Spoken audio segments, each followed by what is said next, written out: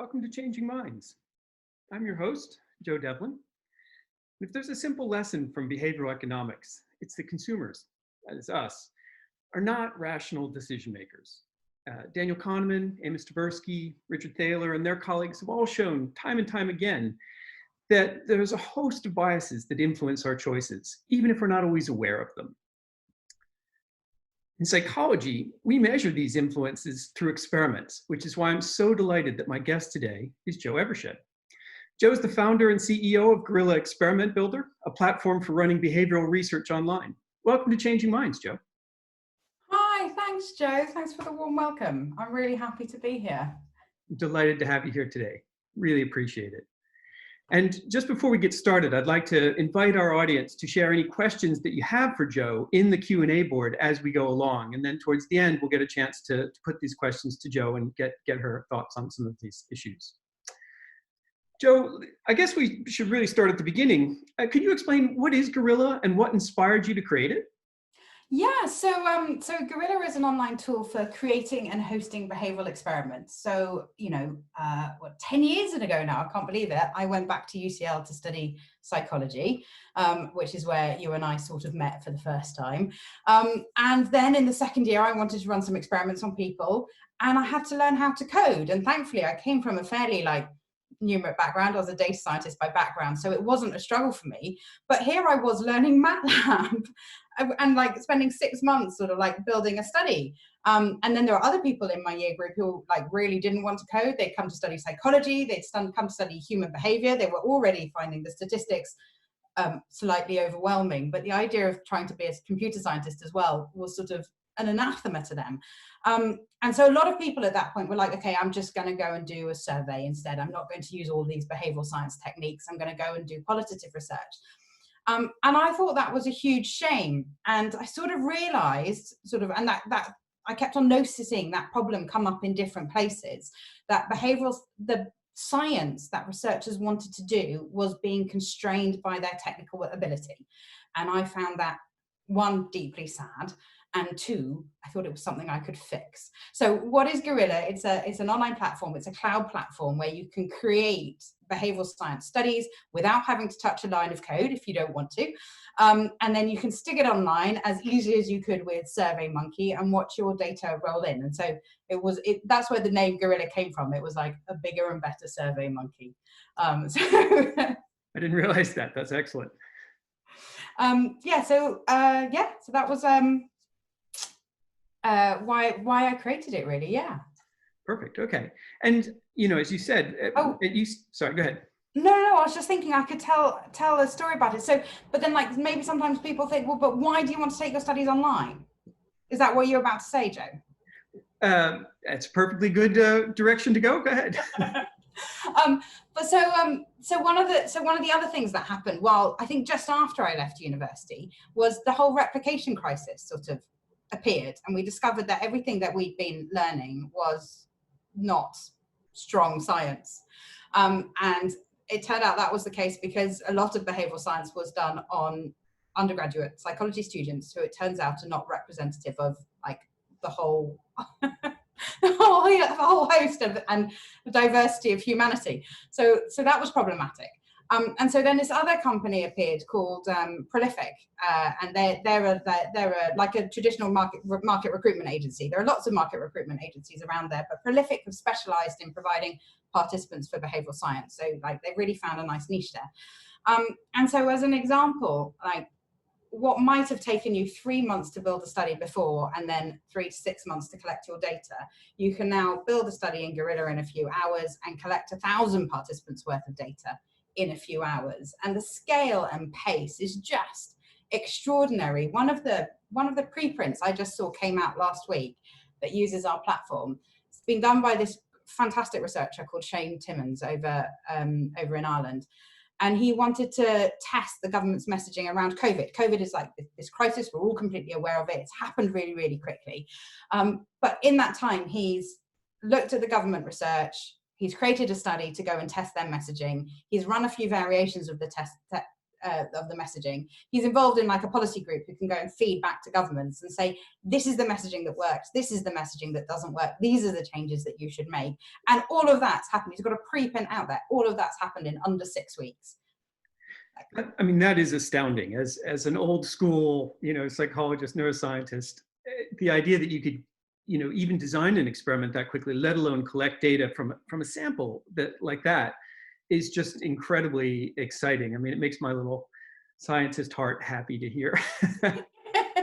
So when I was just thinking about it from the UCL perspective, of course, we use Gorilla to help teach designing, implementing, and running experiments, which is obviously really central to the kind of things that we're trying to teach our students. Would you mind briefly describing how Gorilla helps us do that and how it culminates in the charity project in the first year of students? Yeah, that would be great. So this was hugely exciting for me. When I was at UCL, Dan Richardson was my lecturer, and he taught social psychology, and it was the best course. Like, he's the most astonishingly good lecturer. I still dine out on some of the stories of how he taught us the ideas he wanted to teach us. But after I left, we kept in touch, and he said, "Joe, what did you think about your research methods course?" And I'm like, "Oh my God, it was a disaster." And he was like, "Well, so how should we make it better?" And I was like, "Well, one, the research methods, the labs, and the stats all need to be integrated, and we need to get our hands dirty from the beginning. I don't want to study science history. I do want to study some science history because I want to know what's been done before, but I also want to be a scientist. And one of the things that's so exciting about behavioral science is that you, an 18-year-old, could discover something new that other people don't yet know about and show it like that. When you discover that you could be doing real science, that's amazing. So I was saying we need to have more of that in the course.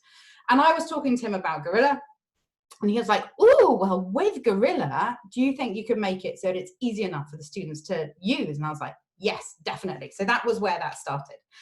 So the first year students start off, the first month that they're at UCL, they're 18 years old.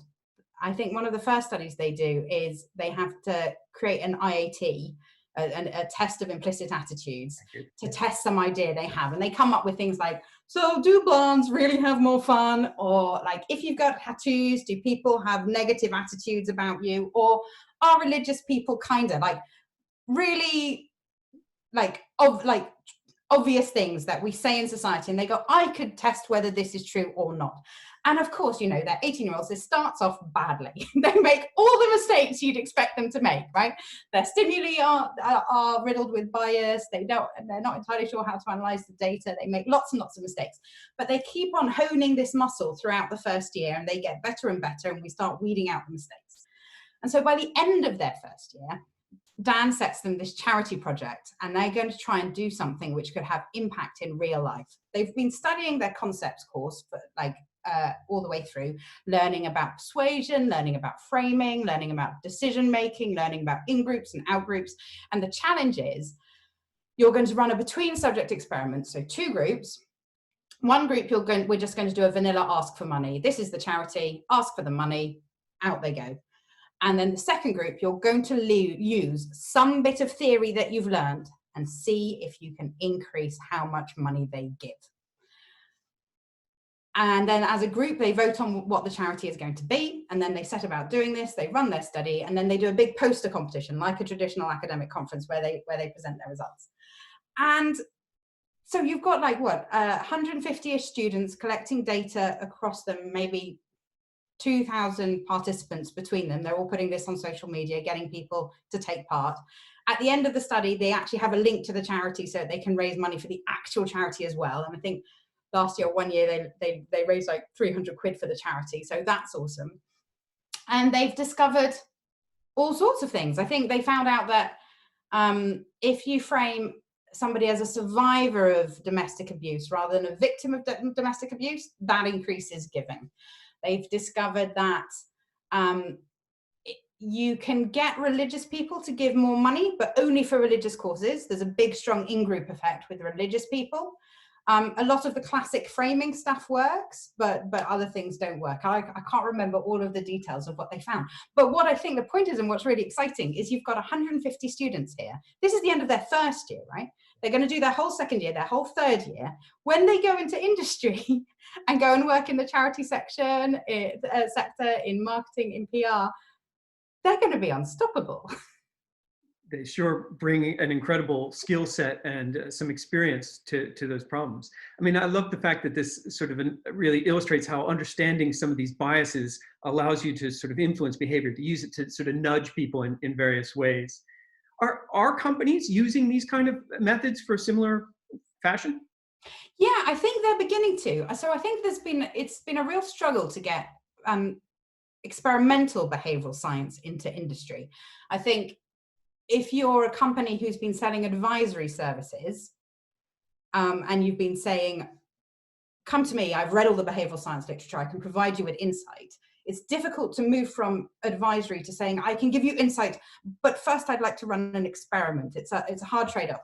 And I think the way the good ones have done it is like, I can use all the behavioral science knowledge I have to reduce the solution space to a couple of options, but for your specific business and your specific group of people, I think it's worth running an experiment just to say whether option A or option B is better.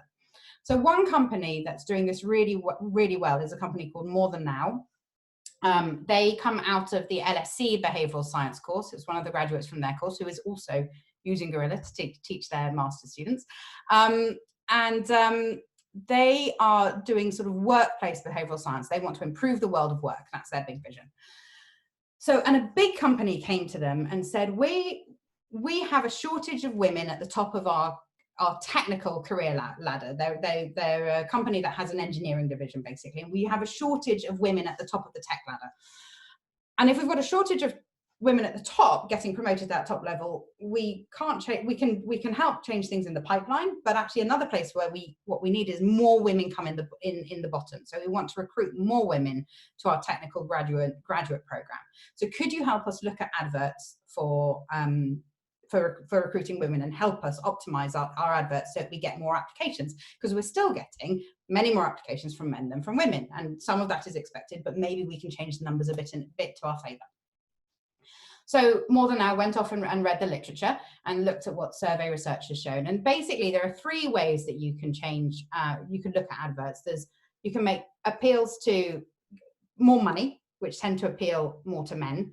You can make appeals to pro-social, like help us improve society. And then you can make some appeals to like working in a community. So like prime those ideas of community and taking part. And the literature in the past has shown that men like adverts about money, be rich, and women go for adverts that are about contributing to society. So they set up their study, but sorry, I'm just trying to remember. But what they did, they added a behavioral measure at the end of their study. So first they'd show them the advert, and then they'd ask them to rate how much they're likely to respond to the advert. But then there was also a button for go here and apply for this job with this company who they were working for. And that was their behavioral measure. Who clicks on this button? And what they found is something very different from the survey research. And I think that's really interesting. And I think that's one of the reasons behavioral science is so important. I think it's Dan Ogilvy who said, like, people don't think what they say and they don't say what they do. Exactly. And here is a classic example. So it turns out on the behavioral measures, there's not a big difference in terms of self-interest, the money, or societal, or behaving for society, but the community messaging has a huge impact. And this could be something about the culture. If you say, come and join a group of people working to change the world, even if you've got a mixed group of men and women on your advert, men respond to that advert and women don't. And we don't entirely know why, but maybe it's because if you talk about come and join a great group of people, it makes the women think, oh yeah, it'll be a great group of people. Oh gosh, they're all going to be men. I've heard about brotopias and bromance. Like, no, I don't want to be a part of that. And so they back away. So we're not entirely sure. They're not entirely, More Than Now, the team at More Than Now are not entirely sure why. And I think they're working on improving, on finding out. But I think that's really interesting, because could you imagine if nobody had ever gone on to do the behavioral research and we were continuing to channel the like pro-social messaging, which has no difference between men and women in terms of the response rate, we might not be able to address this change. Maybe the reason that women are still not going into science careers is because we hadn't done the behavioral testing that would tell us the right messages that will actually get women to apply for jobs.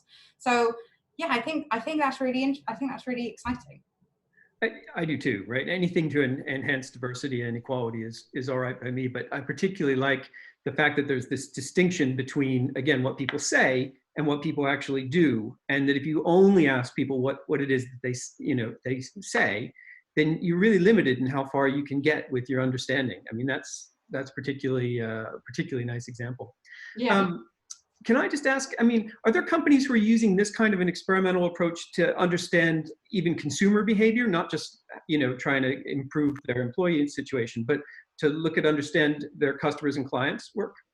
Yeah, there are. So we were helping Hill and Knowlton, who are a big PR and marketing firm, recently do some work for one of their large pharmaceutical clients. And here we didn't use, we built them something special, which was, do you remember playing those old text adventure games? Like, when you're in a forest, like press N to go north, and like they were really bad. Okay, so it wasn't quite that bad, but we had pictures. So and then you could choose where you wanted to go around this environment, and we were looking at like shopping behavior in a sort of naturalistic simulation, and they wanted to test different messaging.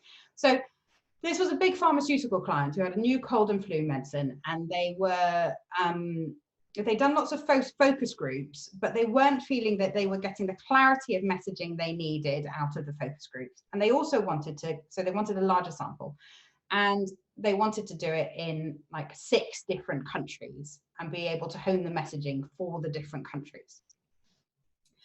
So we built this simulation with photos of like a normal pharmacy environment, like a chemist environment.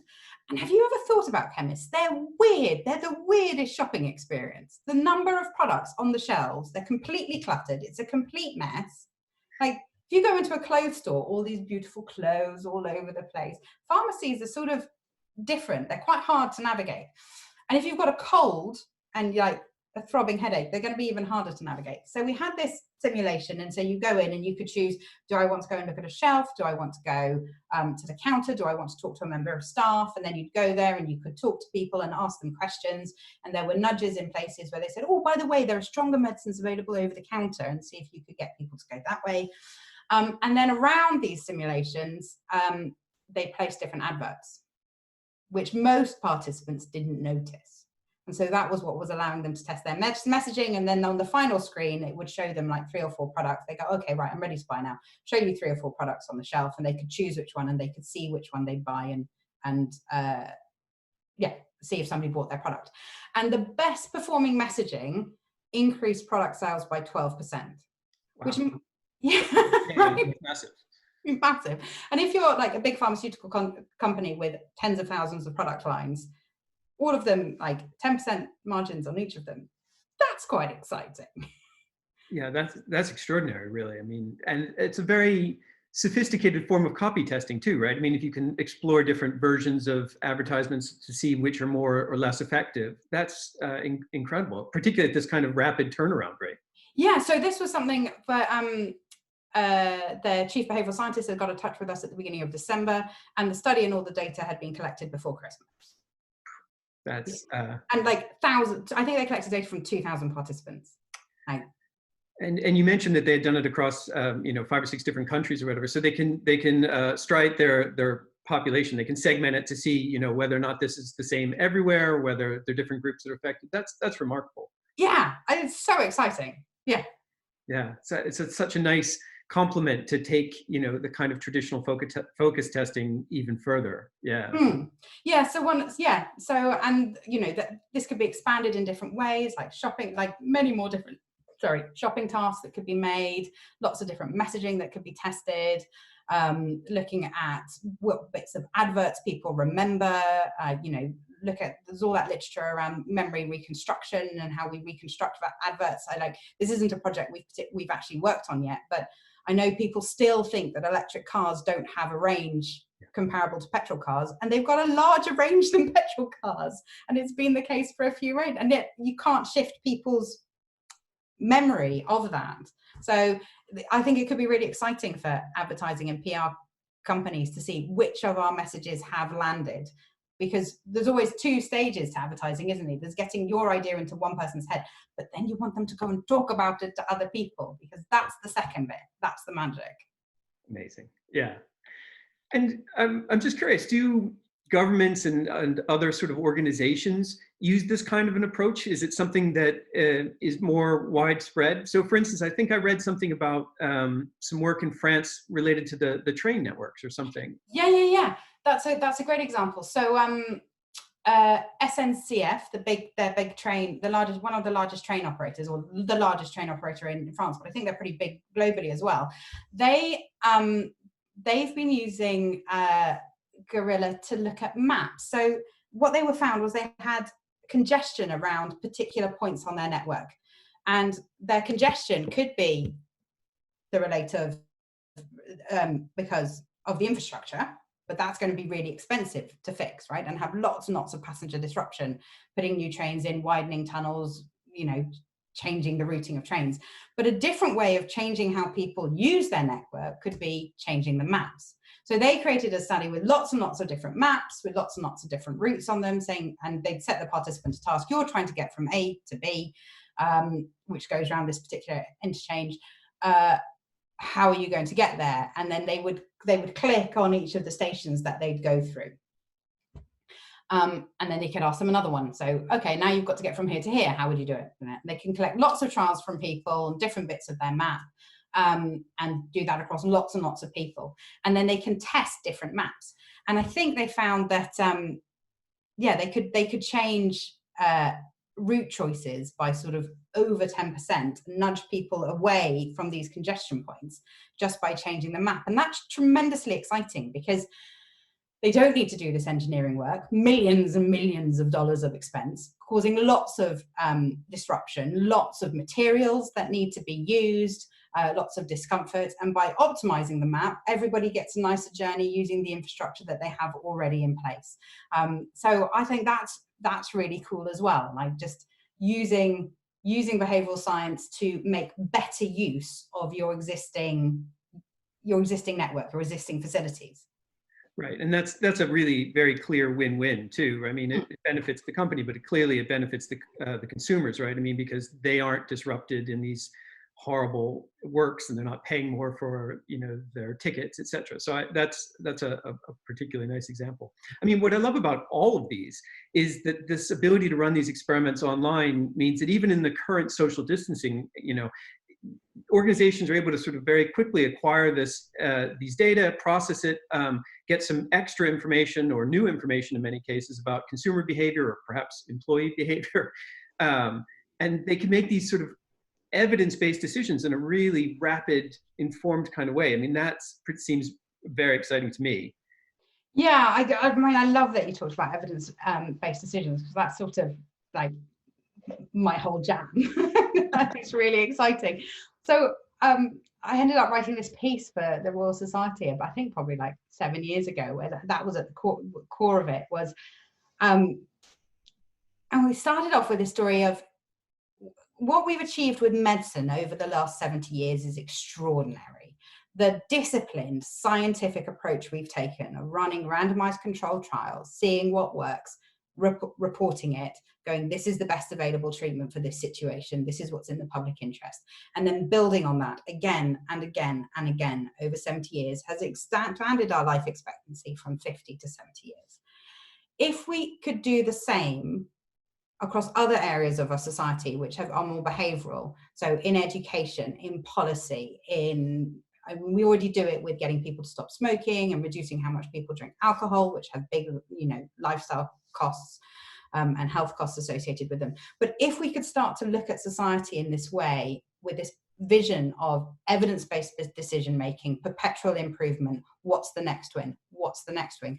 We could transform our lives. We could transform them for the better. And that's sort of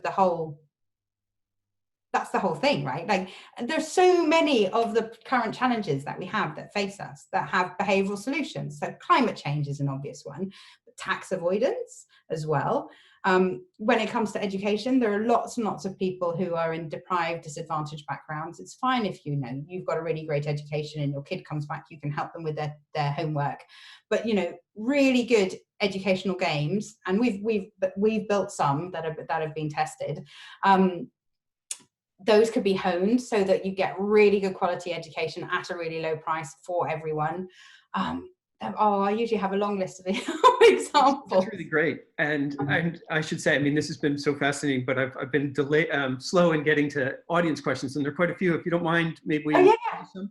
So one of the questions that we said was, thanks for the talk. Apart from the recent project on communications around COVID, have there been guerrilla studies testing the efficiency of political campaign communications? Well, so this is one of the things is I don't know. Because unless somebody's published their research, I don't know. They've got no reason to tell me. I know somebody do something with IAT and Trump, because they got in touch with us for something on the support desk. And he'd written it in an email. So you'd have to go and search the literature to see what people have done and whether they cite that they used guerrilla. But yeah, like that's a classic communication example. It's like looking at, and we do get requests for people going, I want people to watch a video and I want them to have a dial where they can show how much they agree about something or disagree with what they're saying, which I think is a classic political monitoring tool. So I think possibly. So you haven't had Dominic Cummings actually over at your place saying? No, he hasn't come round. Okay. No. But he may still be using it, who knows, right? Another question that was here is obviously from somebody who's been doing experiments or interested at least, is would online testing platforms be possible for longitudinal studies? And if so, how do you reward participants and make sure they keep returning to do the follow-up sessions? The follow-up sessions, yeah. So in Gorilla, on our experimentary thing, we have this thing called a repeat node. Sorry, this is like really boring technical detail maybe, but you put your task inside a repeat node, and then each time they come out, they get you set the delay, and they get an email saying come back and do your study again. So they can go round and round and round as many times as you want them to. So that's really easy to configure without programming. And then I think I mentioned Prolific earlier, who is a recruitment service that a lot of people use with Gorilla. And the people who I know who've done longitudinal testing on Gorilla, what they do is they do a payout for each session, and then they have a bonus for completing everything. So, and that's functionality that's built into Prolific. And we're hoping to do an API integration with them at some point, so that we can have a more nuanced payoffs, really. So maybe you get paid a little bit more for each session, and then the big payoff at the end. And you see really good return rates. People are getting like 3-month delays, return rates over 85%. So one of our researchers, Juliet Usher-Smith, she was doing something in doctor's surgeries looking at the communication of cancer risk. So she was testing 3 different ways of communicating your cancer risk. And then the behavioral bit after that was we also built into Gorilla was a website where they could go and read materials about how to mitigate cancer risk. So she could see them based on which form of communication they did, what type of reading did they do, and then they came back 3 months later to find out whether they made any changes to their lifestyle to help mitigate the risks that they faced. So yeah, exciting. Yeah, very much so. I'm sensitive to the fact that we're running out of time. There's a question here sort of about the quantity of data that you get back and some of the issues associated with big data analyses. But given the time and the fact that next week's session is all around big data analyses, I might just put that one on hold for this week. I apologize, Dana. It looked like a great question. I'm sorry, I'm going to punt on it until next week, if that's okay. So Joe, it's my pleasure to say thank you so much for doing this. Really appreciate you joining me and sharing your insights today. Oh, thank you so much. It's been really good fun to chat. I was really nervous, but actually it's like having a lovely conversation with somebody who I really enjoy talking about things I really love. So that was really fun. Thank you, Joe. Wow, it's my pleasure. I mean, you were absolutely brilliant. It's a pleasure to have you on. Next week, as I say, we're going to be talking about a complementary method for understanding consumer behavior, and that is namely big data approaches and how you can get them wrong, but more importantly, how you can get them right. What are the extra things you need to know in looking at your data in terms of making sure that you do get those behavioral relevant insights out of it. So please join us next week. And it just leaves me to say so long and thank you. See, there's the alarm to suggest it's all done. Thanks again, Joe. Thank you.